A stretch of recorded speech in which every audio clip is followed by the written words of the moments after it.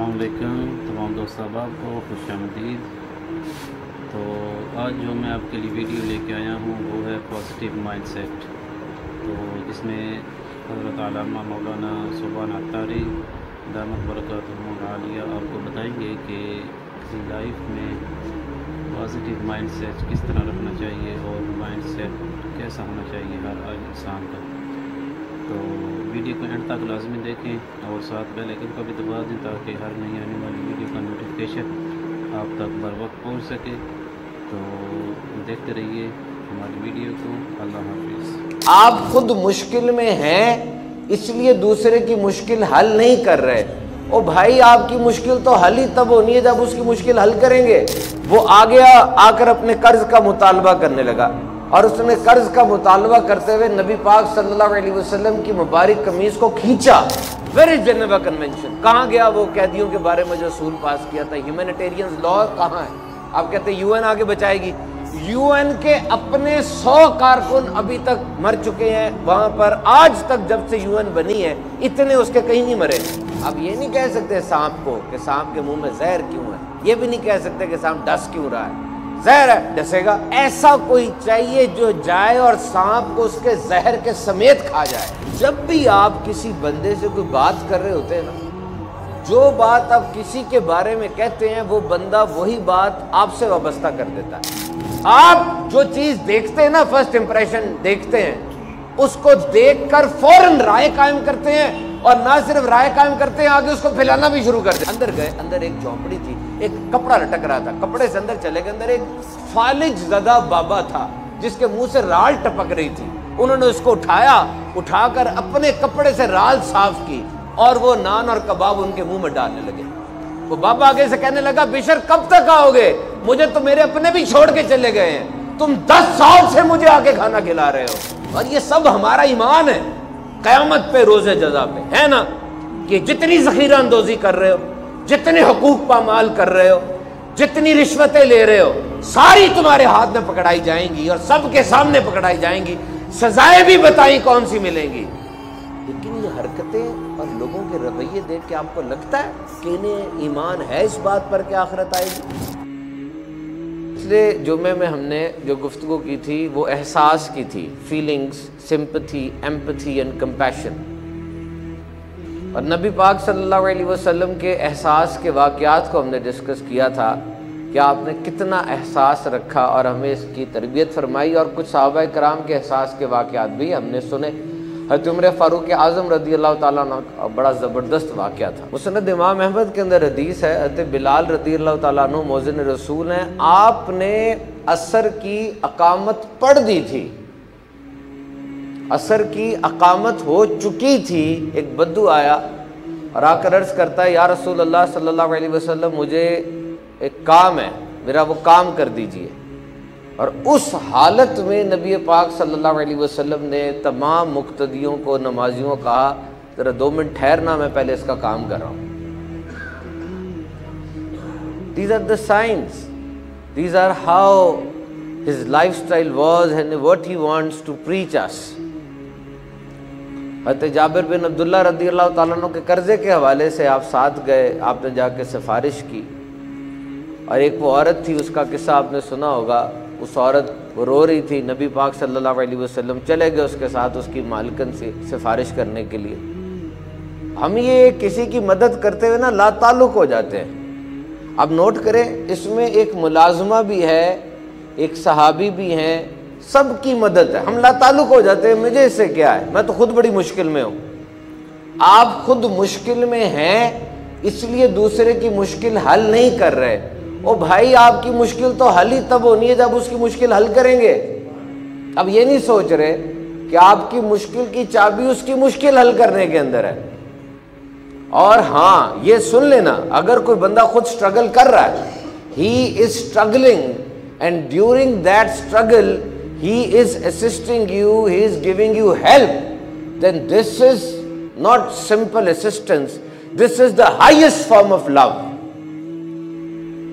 एक आदमी खुद कश्मकश में है, खुद आजमाइश में है और उसके बावजूद आपकी मदद कर रहा है, तो ये मोहब्बत है, ये वाकई कोई एहसास की आला दर्जे की किस्म है। तो एहसास ये बड़ा ज़रूरी होता है, और जिसके अंदर ही होता है वो हर जगह नज़र आता है। नबी पाक सल्लल्लाहु अलैहि वसल्लम का फ़क्र ये इख्तियारी था। आपको तो ऑफ़र थी, ए नबी, ए हबीब, आप चाहें तो ये मक्के के पहाड़ सारे हम आपके लिए सोने के बना देते हैं, ये सारे पहाड़ सोने के बन जाएंगे। नबी पाक सल्लल्लाहु अलैहि वसल्लम ने इस बात को पसंद नहीं फरमाया और अर्ज़ की कि या रसूलल्लाह, मुझे सोना नहीं चाहिए, मुझे तो ये चाहिए कि एक दिन मैं भूख से रहूं और एक दिन मैं खाना खाऊं। जिस दिन मैं भूखा हूँ उस दिन भी मैं तेरी हम्द बयान करूँ, और जिस दिन आसूदा हूँ तब भी मैं तेरी हम्द बयान करूँ। ज़ैद बिन सना एक यहूदी था। नबी पाक सल्लल्लाहु अलैहि वसल्लम कर्ज लिया करते और वो कर्ज लेकर भी दूसरों की मदद किया करते थे। वो आ गया, आकर अपने कर्ज का मुतालबा करने लगा, और उसने कर्ज का मुतालबा करते हुए नबी पाक सल्लल्लाहु अलैहि वसल्लम की मुबारक कमीज को खींचा। ये जिसारत थी बहुत बड़ी। और उस वक्त उमर फारूक आजम रज़ी अल्लाह तआला अन्हु मौजूद थे। आपने घूर के उसको देखा और इरशाद फरमाया, तुझे पता नहीं मैं खड़ा हूं यहाँ पे और तूने ये क्या हरकत की है? नबी पाक सल्लल्लाहु अलैहि वसल्लम फरमाया, उमर ऐसा नहीं होना चाहिए था, आपको चाहिए था आप इसको नरमी की तलकीन फरमाते और मुझे भी हुस्न अदायगी की तलकीन फरमाते। अच्छा आप देखें, गलती उसने की है।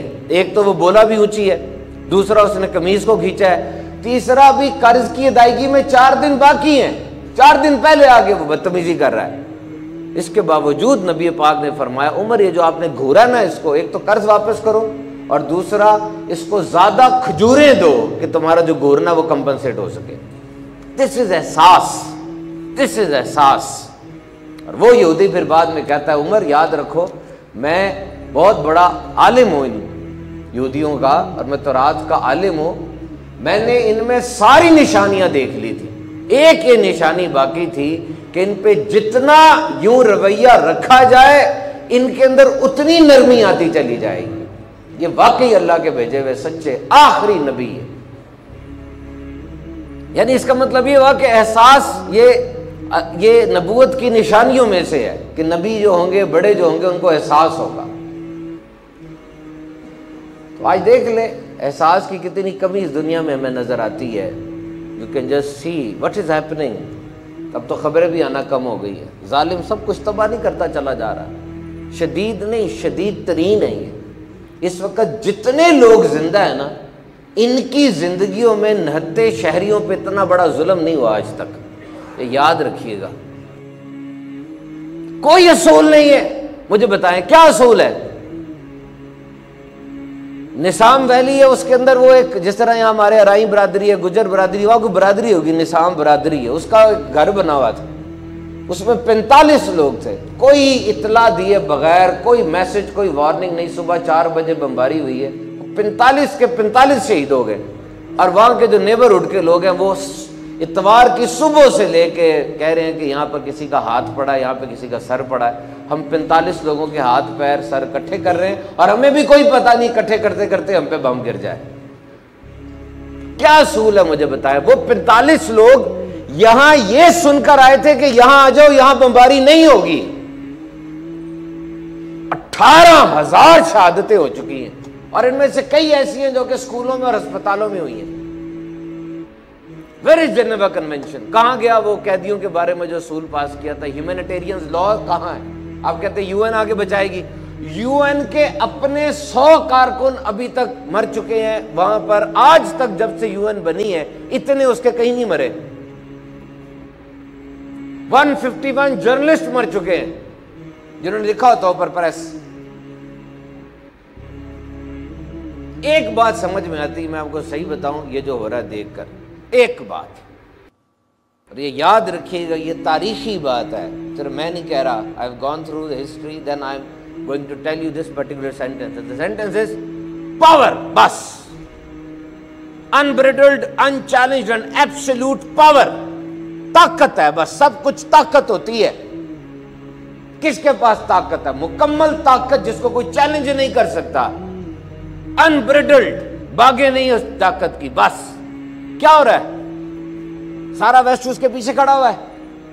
वेस्ट के रहने वाले लोग चाहे इसके खिलाफ हो जो हो रहा है, उन्हें ये बुरी लगती है बात। 1 लाख बंदा लंदन में निकल आया, 2 लाख इटली में निकल आया, तादाद ज्यादा है, पावर नहीं है। क्या हुआ? इतनी जबरदस्त तकरीरें सुनाई गई।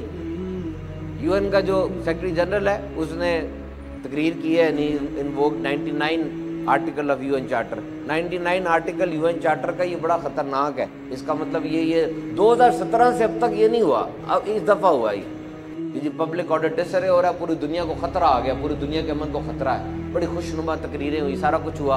उधर क्या हुआ है? जिस दिन जंगबंदी हुई उस दिन 500 बंदा शहीद किया है। एब्सोल्यूट पावर, ताकत किसके पास है? बस ये देखो, जिसके पास ताकत है वो पूरे तरीके से कुचल रहा है।